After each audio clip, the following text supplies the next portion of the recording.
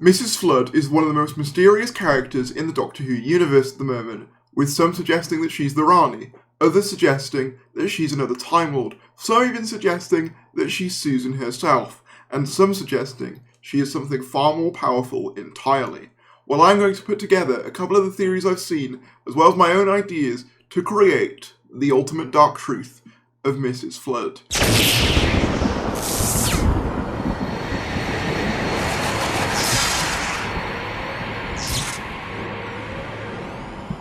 But before we get into that, subscribe if you're new, that would be greatly appreciated. We are less than 750 subscribers away from 25,000, and any support would be greatly appreciated on that front. If you just scroll down and tap the subscribe button, if you aren't already subscribed, it helps me out immensely. So the impetus for this idea came from this tweet from Doctor Who Production News that simply reads, "Is she wearing Beep the Meep's fur?" And this sent my mind into a spiral. The theory goes that the story Beep the Meep told the Doctor, that we all presume to be fake, that the Wrath Warriors were hunting down the Meep for his fur, was in fact more credible than we gave it credit for, and that Beep the Meep's boss is in fact Mrs. Flood, who upon realising Beep the Meep failed in their task to defeat the Doctor, skinned Beep the Meep alive, and used them as a coat. Yes, she Cruella de Vil'd him, but that's not where my theory ends. In fact, that's where the theory begins. Because I have a theory that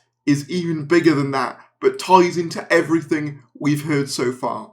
My theory is that the events of the Star Beast were completely staged by Mrs. Flood. This explains some of the conveniences of the Star Beast story. For example, why the spaceship lands right next to Donna Noble. Not to mention the fact that Beep the Meep has 2 hearts, which naturally makes the Doctor even more sympathetic to Beep the Meep's cause, as he himself also had 2 hearts, reminding him of himself. But how? How would she do this? How would she stage the Star Beast story? Well, it is my belief that she has intimate knowledge of the Doctor's adventures and essentially is the god of stories. We know that this era brings myths from Doctor Who to life. That's how regeneration exists. And we also know that the pantheon of gods and anyone with connections to them has the ability to break the 4th wall. This does include Mrs. Flood, but I think her ability to break the 4th wall goes beyond that.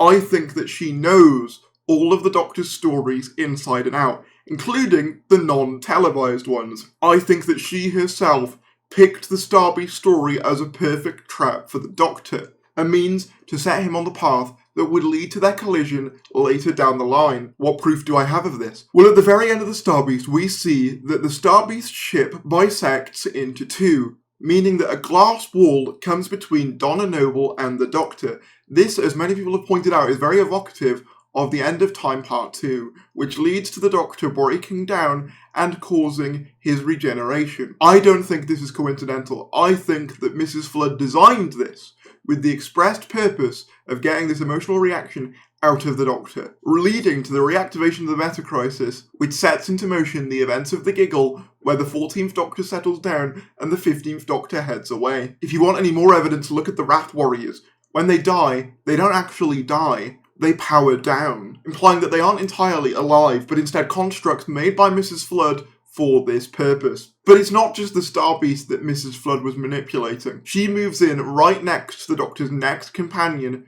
Ruby Sunday. She has intimate knowledge of her family and her past this way. And in fact, she is the one to encourage Ruby onto the TARDIS at the end of Church on Ruby Road. We also know that she has awareness of other Doctor Who adventures by this suitcase that she carries at the end of Empire of Death, which is shown in the Doctor Who podcast, which has on it, among other things, a sticker for New York that says, quote, "So good they named it twice." This was a line said by the 10th Doctor that no one else was around for, so how could it make it onto merchandise? Simple. Mrs. Flood is a 4th dimensional being with the ability to read and analyse the stories of the Doctor. But we have a final piece of evidence for this.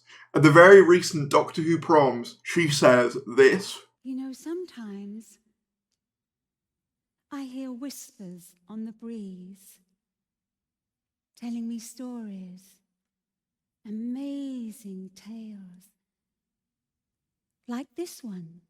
She literally says that she hears the stories in the winds. She knows full well about all the Doctor's adventures, including but not limited to Sutekh himself. This is why in Empire of Death she seems unfazed but also aware of what's going on. She knows of Sutekh's existence and ultimately knows that the Doctor will eventually reverse the damage caused by him. She also seems to have an even more intimate awareness of her audience than any previous character to break the fourth wall in Doctor Who before. Obviously you have the initial "never seen a TARDIS before" line that's a very direct reference to us as an audience, as we see the TARDIS all the time in this show, but also in the Doctor Who proms, she specifically makes this joke.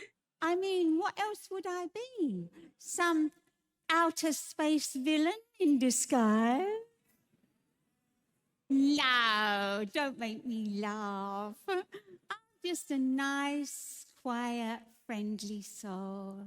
Which is a specific gag referencing how we all think that she's going to be some sort of Time Lord or the Rani. She seems to be the most powerful fourth dimensional being that we have seen so far, with the ability to not only observe other universes, but also potentially exist within them. Hence why she can see Queen concerts in our timeline. She's a character with the ability to hop back and forth between the Doctor Who universe and ours. Could this mean that the Doctor Who universe is heading to universal collapse as a result of her? Could this mean that she'll be in Deadpool 4? I don't know. But what is Mrs. Flood's ultimate goal with this? What story will she use as a trap for the Doctor? That part I'm not sure of. What I do know is there's too many coincidences in this era for it all to just be an accident. For example, Mundy Flynn being the next companion of the Doctor in another adventure. Mrs. Flood appearing with the Harbinger in Season 2, just as the Maestro did in Season 1. She is the god of stories. She is the ultimate villain of this era. She was the boss of Beep the Meep, and she was the one